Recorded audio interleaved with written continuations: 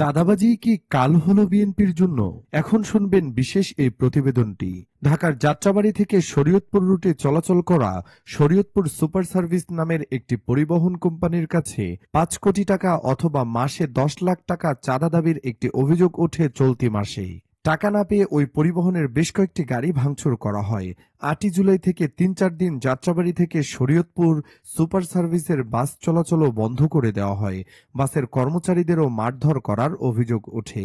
এ ঘটনার প্রতিবাদে পদ্মা সেতুর জাজিরা প্রান্তে টোল প্লাজার কাছে সড়ক অবরোধ করে বিক্ষোভ ও মিছিল মানববন্ধন করা হয়।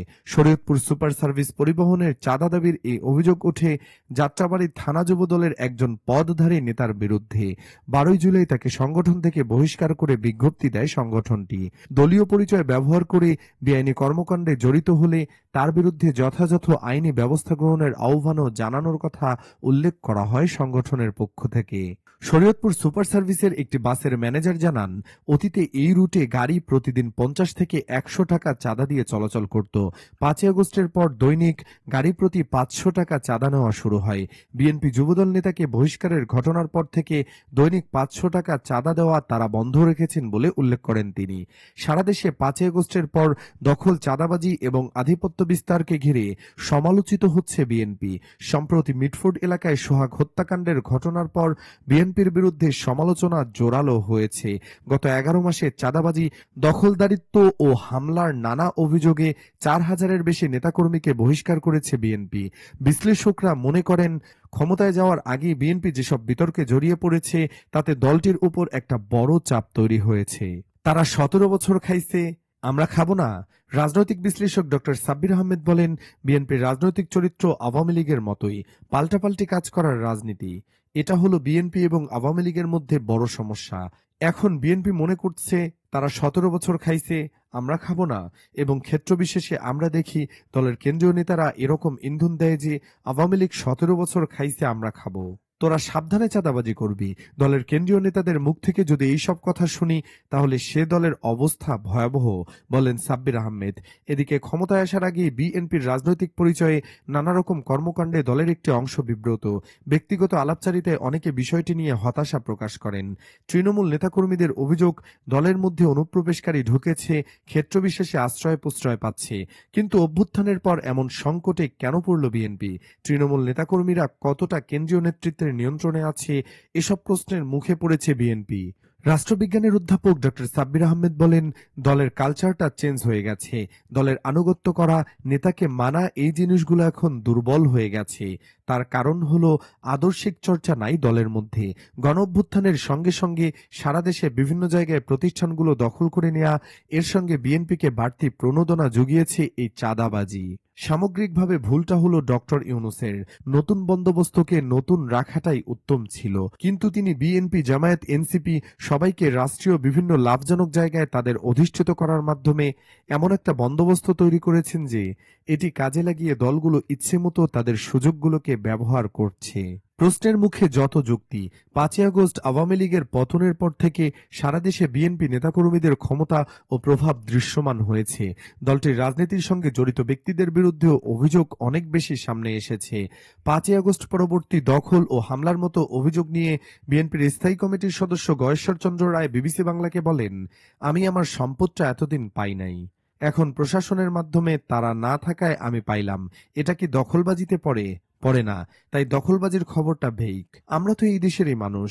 এই দেশের মানুষই জামায়াত করে, হেফাজত করে, আওয়ামী লীগ করে, জাসদ করে, বাসদ করে, বিএনপিও করে। আমার সমাজ ব্যবস্থার যেখানে অবক্ষয়, 17.5 বছর কোর্টে হাজিরা দিতে দিতে নিঃস্ব হয়ে গেছে, বছরের পর বছর জেল খাটছে, বাড়িঘরে থাকতে পারে নাই, তাদের মধ্যে সবাই যে একরকম তা না। প্রতিশোধ পরায়ণতা কিন্তু মানুষের একটা সহজাত ধর্ম।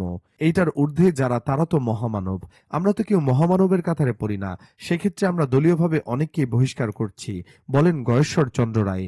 বিএনপির এই নেতা বলেন, একটা সুবিধাবাদী গোষ্ঠী থাকে, তারা সব সরকারের সময়ে সুবিধা নেয়। আমরা এখনো সরকারে আসি নাই, কিন্তু অনেকেই এতদিন যারা আতাত করে চলেছে হঠাৎ করে তারা বিপ্লবী হয়ে গেছে, তারা সব এখন বিএনপি হয়ে গেছে। এই গোষ্ঠীটা আমাদের জন্য সবচেয়ে ক্ষতিকর। আমরা সেগুলোকে চিহ্নিত করার চেষ্টা করছি। এখন আমাদের ছেলেদের মধ্যে প্রশ্ন উঠে, ও তো এতদিন আওয়ামী লীগের সাথে চলেছে। এটা নিয়ে আমাদের নিজেদের মধ্যেই একটা গৃহদ্বন্দ্ব আছে।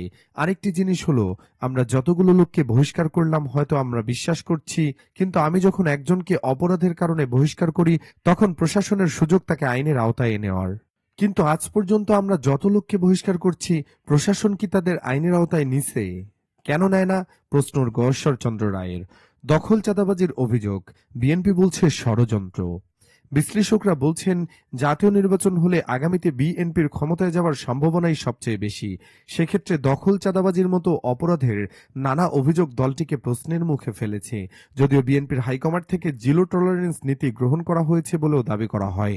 দলটির ভারপ্রাপ্ত চেয়ারম্যান তারেক রহমানের উপদেষ্টা মাহাদি আমিন বিবিসি বাংলাকে বলেন, দলের শৃঙ্খলা পরিপন্থী কাজ, দল থেকে জিরো টলারেন্স পলিসি নেওয়া হচ্ছে এবং সর্বোচ্চ সাংগঠনিক ব্যবস্থা নেওয়া হচ্ছে। আমি যদি মিটফোর্ডের ঘটনায় দেখি, অভিযোগ আসা মাত্রই কোনো তদন্তের আগেই তাদের নাম এসেছে, সবাইকে কিন্তু সেখান থেকে বহিষ্কার করা হয়েছে।